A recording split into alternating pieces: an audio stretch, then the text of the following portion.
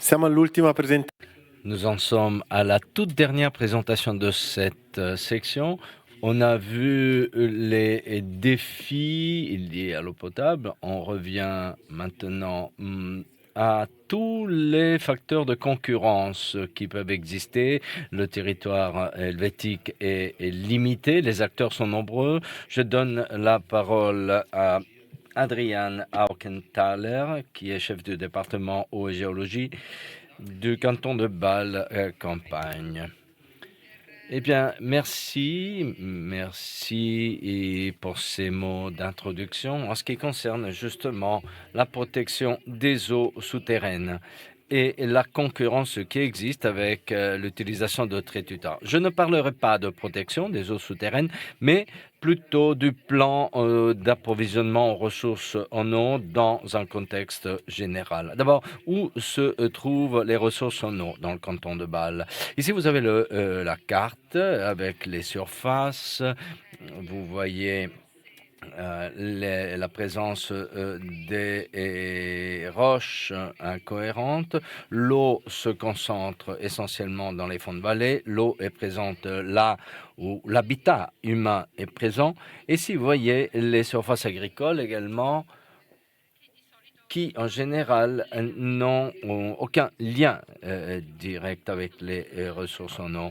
Ça, c'est une vue d'ensemble. Si on prend l'habitat humain, et si vous avez en couleur foncée, vous avez les établissements humains, et si on considère par contre les ressources souterraines, on constate que cela correspond exactement aux espaces de l'habitat, donc aux établissements humains. Voilà pourquoi il n'est pas si simple de protéger les eaux souterraines en présence de beaucoup de personnes. L'utilisation d'eau est majeure. Et ici, vous avez effectivement la taille de la consommation.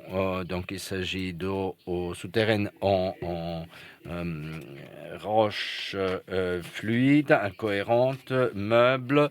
Vous avez les pourcentages des eaux de source, etc. Et vous avez donc les différents éléments. Donc, les eaux de source, c'est le bloc clair.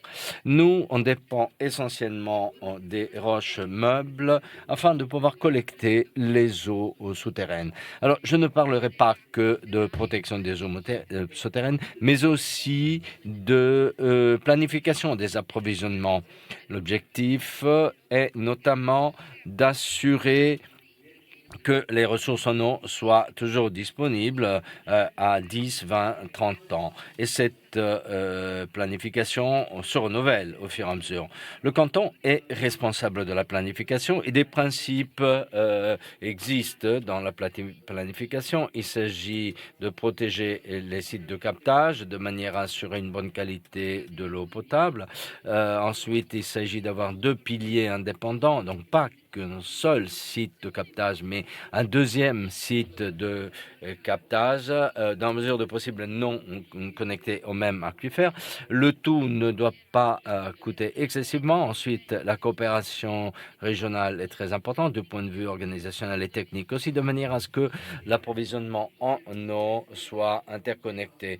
Il s'agit d'un processus participatif que nous réalisons de concert avec les communes. Lorsque ces mesures sont adoptées, nous sommes sûrs que les ressources en eau seront suffisantes, mais nous savons aussi que les ressources en eau sont limitées. Autrement dit, on n'a pas une quantité infinie de ressources disponibles. Il est intéressant de voir également combien de sites de captage existent dans le canton. La Confédération a prévu a établi ce graphique avec les sites de captage par 1000 habitants.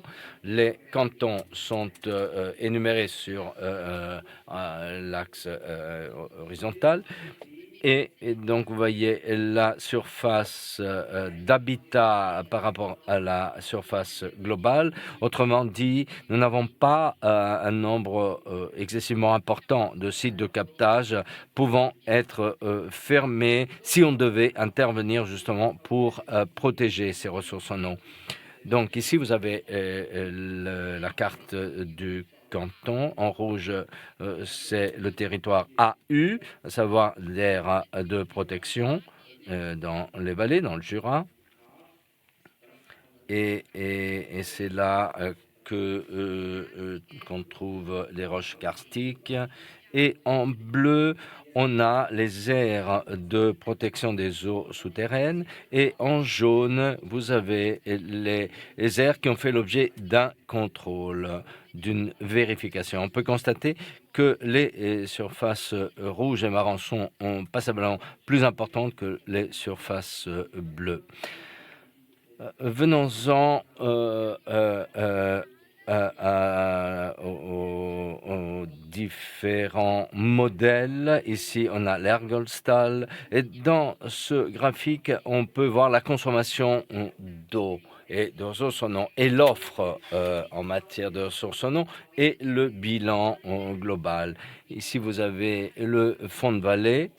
Ici, c'est en haut de la vallée. Et dans les mois de pic où il nous faut 1,7 voire 2 fois plus d'eau, eh bien, nous constatons un déficit de ressources en eau. Alors que les communes situées dans la partie nord du canton, eh bien, disposent plus de ressources.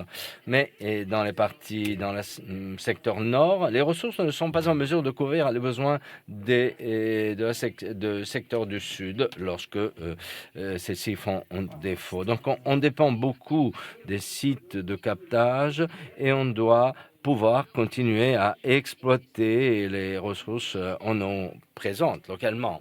Ici, on a une coupe de 2 communes avec 2 sites de captage. En bleu, vous avez 2 sites de protection en cours. En rouge, vous avez les aires de protection. Donc, les sites de captage sont indiqués ici et nous n'avons pas d'alternative, donc on ne peut pas les déplacer. Nous avons donc réalisé des études pour tirer au clair, pour faire un bilan réel, pour vérifier si ces aires de protection peuvent être agrandies, élargies. Et ici, vous avez le résultat de notre analyse. Nous avons élaboré donc les données dont on disposait. Et ensuite, nous avons effectué nos évaluations piézométriques, les tests hydrauliques sur les eaux souterraines. Nous avons modélisé et vous constatez que ça, c'est la suite de captage. On a effectué une modélisation. Et si vous avez les lignes d'alimentation sur 10 jours qui se superposent en partie, mais globalement, c'est l'ère, disons, importante. C'est l'ère que l'on aurait dû utiliser, qui se superpose entièrement à l'ère de captage. Qu'est-ce que cela signifie? Alors, si on considère les conflits potentiels qui doivent être appréciés, on constate combien de conflits existent. Il y a les canalisations, les conduites, les industries, les entreprises qui sont établies sur le territoire.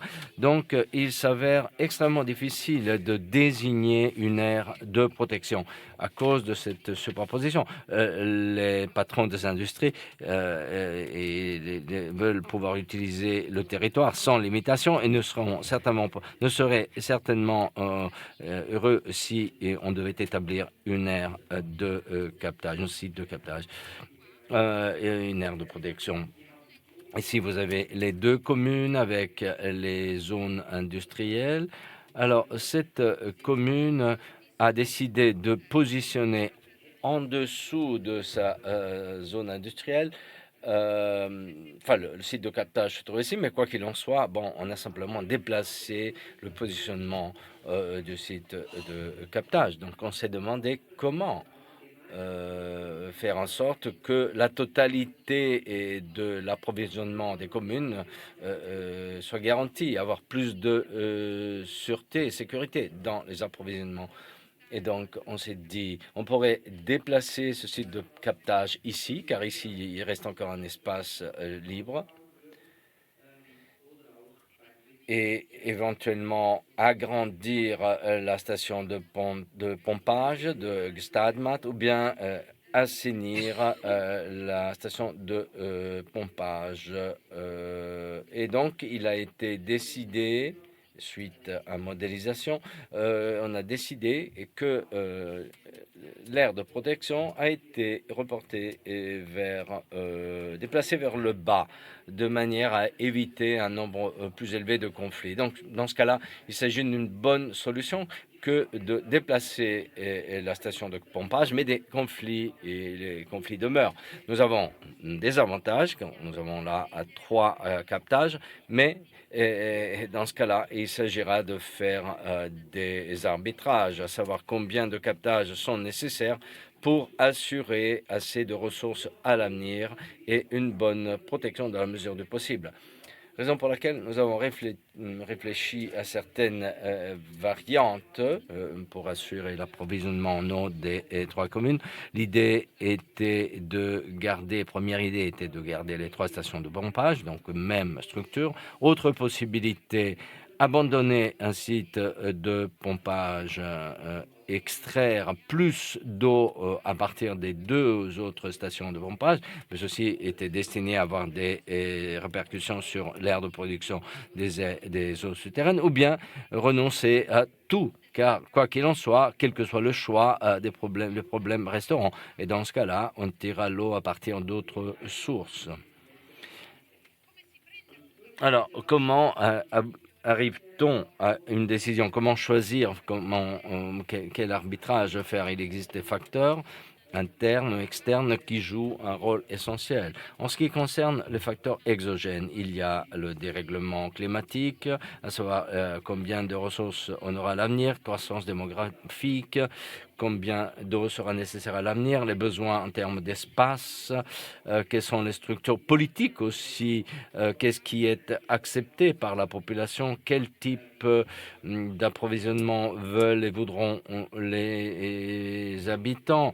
Ensuite, les traces de polluants qui...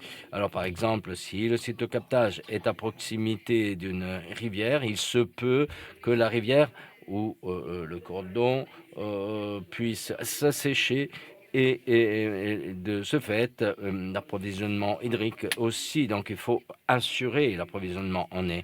Ensuite, il y a la qualité, la protection des eaux souterraines et le facteur économique et autres facteurs, les structures organisationnelles. À partir de ces critères, nous avons envisagé 3 cas de figure. On a décrit de manière qualitative les options possibles et voici le résultat dans cette image. Ici, on a les 3 cas de figure, les 3 variantes. Ensuite, on a les critères sûreté et des approvisionnements, eau souterraine, facteurs économiques, structure, etc. Et ici, on a écrit quels sont les critères respectés et quelle est la note, bonne, moyenne ou très mauvaise. Par exemple, dans le cas de la première variante, l'approvisionnement est assuré, la protection est bonne. Du point de vue économique également, ce critère est rempli car on ne doit pas construire excessivement. Les 2 autres variantes apportent ou plutôt, en général, les éléments moins importants sont au fond de la colonne. Mais si on prend les 3 variantes, on constate que la sûreté d'approvisionnement se réduit au fur et à mesure avec la variante B et C, qui sont d'ailleurs plus chères. La protection des eaux souterraines est meilleure, ainsi de suite. Mais si on prend le tableau dans son ensemble, on constate que la variante A arrive à satisfaire, à remplir tous les critères dans les meilleures conditions. Et donc, il a été décidé de concert avec les communes de garder ces 3 sites de captage.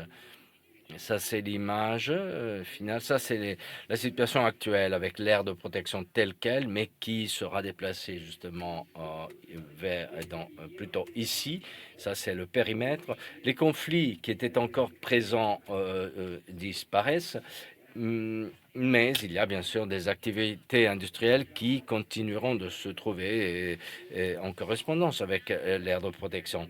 Il est clair que l'ordonnance de protection des eaux existe bel et bien, mais il nous faut tout de même permettre à ces activités de continuer à exister.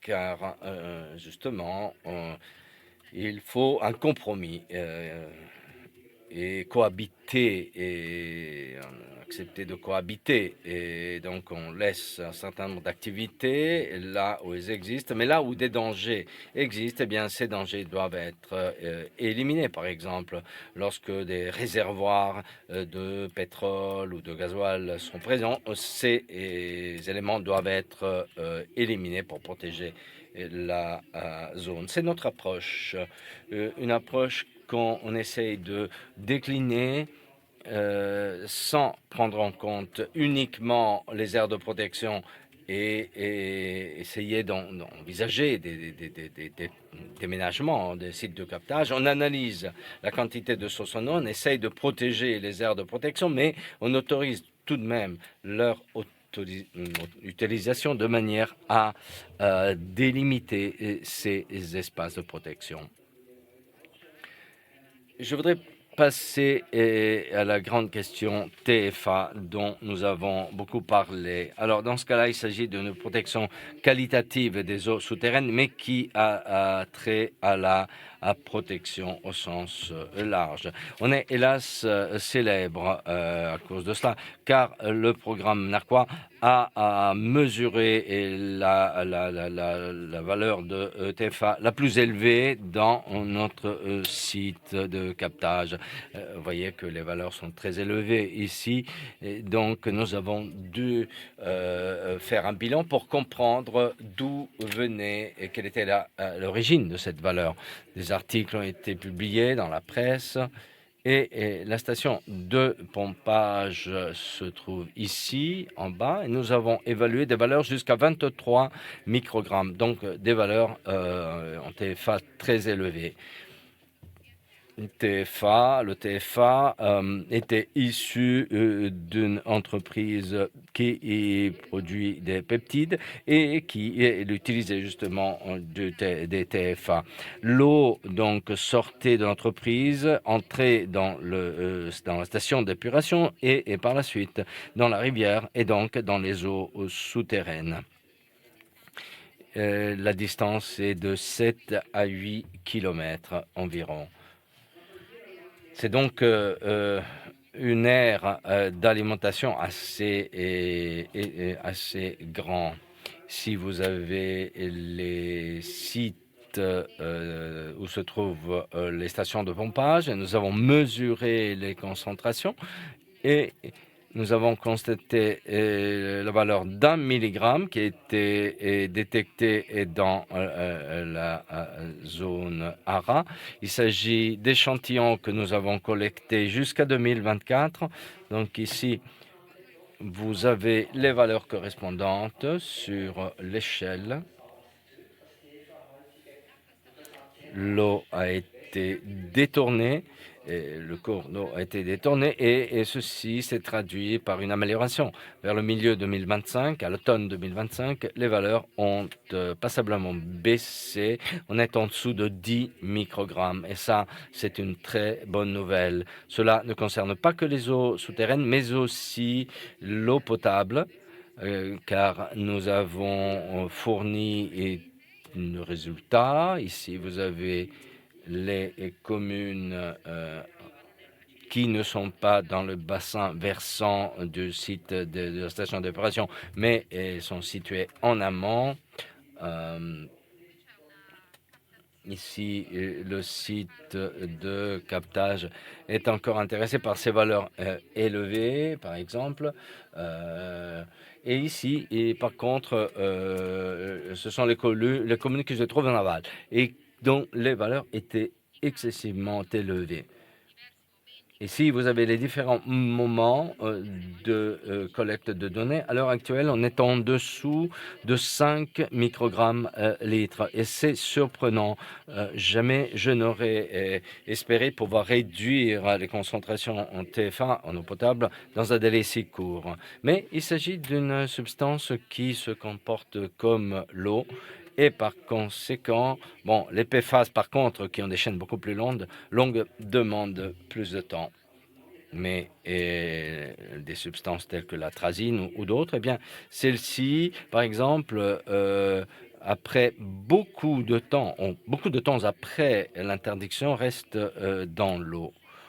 Et donc, si on interdisait tous les TFA, eh bien, par contre, leur élimination serait extrêmement rapide. Donc, dans les zones urbaines, la protection des eaux souterraines est en concurrence avec les zones résidentielles et commerciales, ainsi qu'avec les voies de communication. La révision des zones de protection des eaux souterraines conduit souvent à leur agrandissement, ce qui entraîne des restrictions d'utilisation.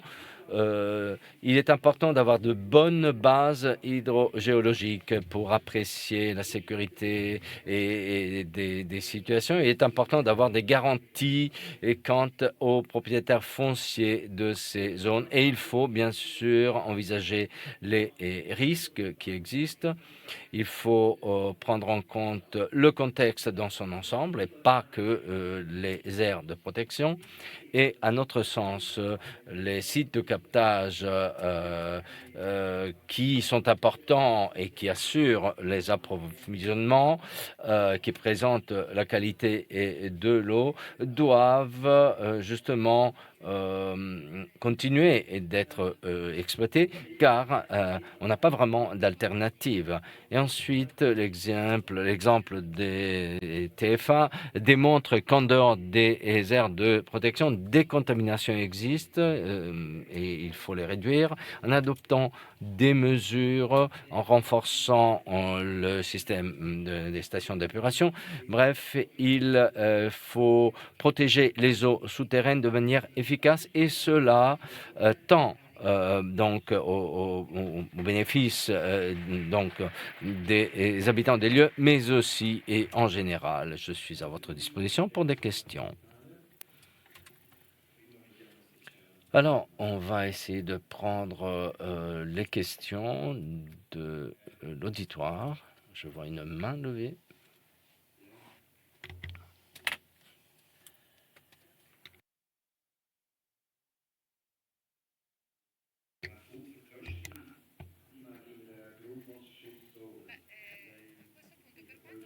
En ce qui concerne les aires de protection, lorsqu'elles sont étendues, agrandies, quel type d'assainissement, de mesures d'assainissement il faut réaliser? C'est une très bonne question. Alors, dans le cas que je vous ai montré, l'approvisionnement en eau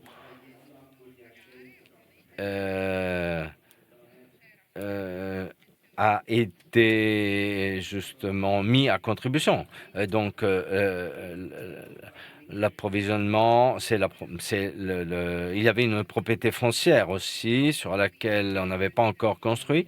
Et donc, et effectivement, il faut envisager des dédommagements. Donc, pour l'instant, le processus est encore en cours, mais les réservoirs, par exemple, de pétrole, de gasoil, sont évacués, sont éliminés, et les services locaux d'approvisionnement en eau doivent être mis à contribution, et cela peut comporter des coûts assez importants.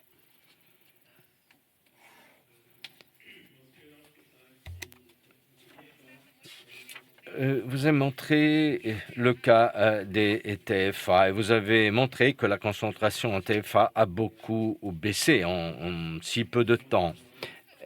Et ça, c'était dû à une entreprise qui déchargeait des TFA. Donc, j'imagine que cette entreprise avait toutes les autorisations nécessaires. Est-ce que tu peux nous en parler? Pourquoi a-t-on dû de constater cet état des lieux? Pourquoi a-t-on attendu ce moment pour donc retirer l'autorisation à l'entreprise? Alors, je ne me souviens pas exactement si on avait fait d'abord l'analyse et ensuite les autres sont intervenus. Mais bon, Nous avons mené des enquêtes d'abord dans la Hagolstal, savoir dans la vallée. Ensuite, nous avons constaté que des valeurs élevées étaient en dessous du val de l'Instal et on ne savait pas exactement d'où venaient ces valeurs. Donc, cette enquête a pris du temps et grâce au site d'épuration, eh bien, on a abouti au résultat. Il y avait deux cas de figure possibles qui pouvaient expliquer l'origine de la substance, et c'est là qu'on a justement révoqué l'autorisation. Nous avons discuté avec l'entreprise et ils ont compris, et bien sûr, car ils ont aussi des normes environnementales qu'ils souhaitent respecter et cette entreprise ne voulait pas, bien sûr, ne pas respecter. Mais à l'heure actuelle, nous avons 1 kilo de TFA par semaine qui est traité par le site, la station d'épuration. Avant, il s'agit de 30 kilos. Il se peut que les concentrations aient été encore supérieures précédemment. Donc 1 kilo en litres, enfin, ça n'est pas beaucoup, mais il suffit d'une erreur en laboratoire et si on verse 1 litre quelque part, eh bien, il est détectable. Donc, c'est extrêmement délicat et il s'agit de concentrations qui sont très, très difficiles à gérer. Alors apparemment, il n'y a plus de questions. On remercie donc Adrien.